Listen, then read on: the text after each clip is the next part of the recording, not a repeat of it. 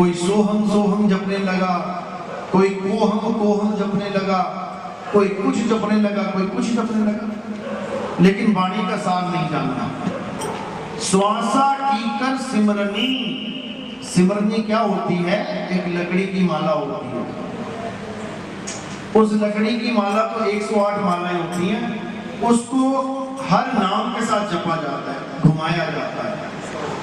जैसे राम राम राम, 108वीं माला जहां होती है वहां एक निशानी लगी होती है। वो माला घुमाते घुमाते जब निशानी तुम्हारे हाथ में आ जाती है, कोई मोटा मन का है या वहां पर कोई लड़ छोड़ दी है या कोई छोटा मन का छोड़ दिया, यानी कि तुम्हें घुमाते घुमाते समझ में आ जाएगा एक माला पूरी हो गई। और जब तुम्हें गुरु ने दिया है कि 2 माला कर या 3 माला कर, तो माला पूरी करने के बाद तुम माला लटका देते हो खूंटी पे, उसके बाद तुम फ्री हो गए, यानी तुमने जो फॉर्मेलिटी करनी है भगवान के नाम पे पूरी हो गई। इसी को खत्म करने के लिए कबीर साहब ने ये वाणी बोली थी, श्वासा कीकर सिमरनी, यानी श्वासों को ये लकड़ी की माला बना ले। क्यों? क्योंकि ये वाली माला तो तेरी 108 खत्म करके लटका देगा।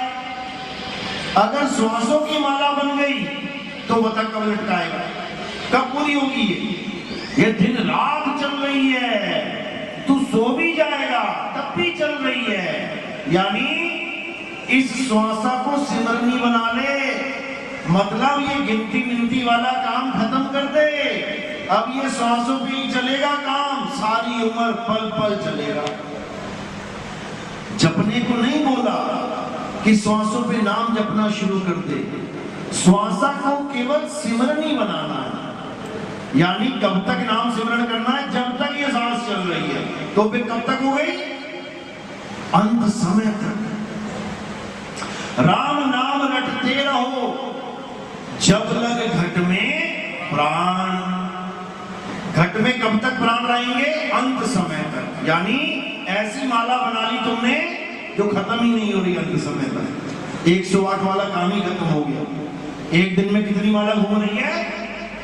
21,600 21,600 बार घूम रही है, और उसके बाद भी रुक नहीं रही है, फिर चालू हो जाए। तो कह रहे हैं श्वासा की कर सिमरनी, कर अजपा का जाप, कि उसका जाप मत कर जो जपा जा सकता है। राम राम, अल्लाह अल्लाह, वाहिगुरु वाहिगुरु, ये तो तू जपा जाने वाला जाप कर रहा है।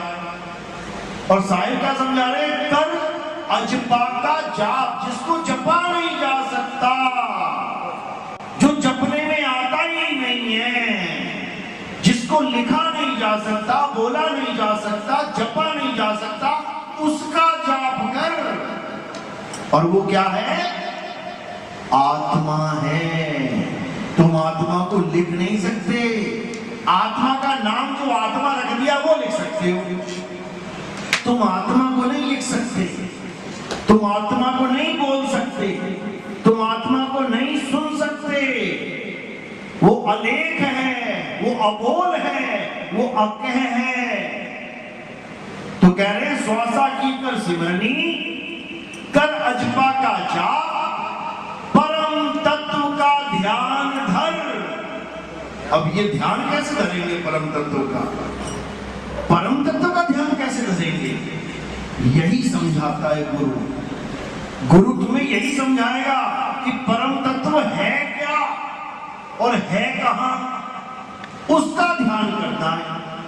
तो कह रहे हैं परम तत्व का ध्यान धर, सोहम आपे आप, तू ही सोहम हो जाएगा। सोहम सोहम नहीं जपना पड़ेगा।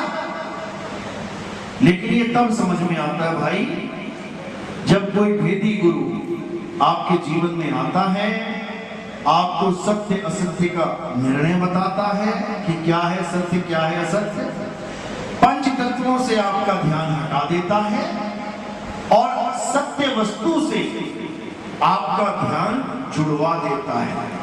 तब आपकी स्थिति कैसी हो जाती है?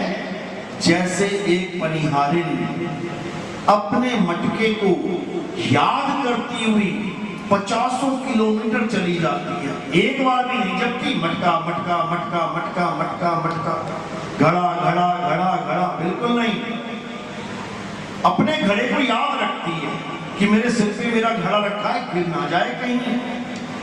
इसी तरह मालिक को याद करना है 24 घंटे। तो कह रहे सिमरन की सुध यूं रहे। परमात्मा तुम्हें कैसे याद रहना चाहिए? अरे सिमरन की सुध यूं रहे, ज्यों गागर पनिहार, और बोले डोले सूरत में कहें कबीर विचार। यानी 24 घंटे अपना घड़ा अपने सिर पे लेके चल रही है, एक बार भी घड़ा घड़ा घड़ा नहीं करती, एक बार भी मटका मटका नाम नहीं जपती। इसी प्रकार जब सच्चा गुरु मिल जाएगा, एक बार भी राम राम नहीं रटवाएगा, राम को याद करवाएगा 24 घंटे। 24 घंटे। तो कहते हैं माला फेरू ना हरि भजूं, और मुख से कहूं ना राम।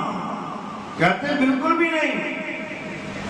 अरे माला फेरू ना हरि भजूं, मुख से कहूं ना राम, मेरा राम मुझे भजे और मैं पाऊं विश्राम। कहते जब असली गुरु मिल गया, कहते फिर राम तुझे भजेगा, तू राम नहीं भजेगा। क्यों? क्योंकि तू भजेगा तो फिर भूल जाएगा, और जब वो भजेगा तो पकड़ देगा।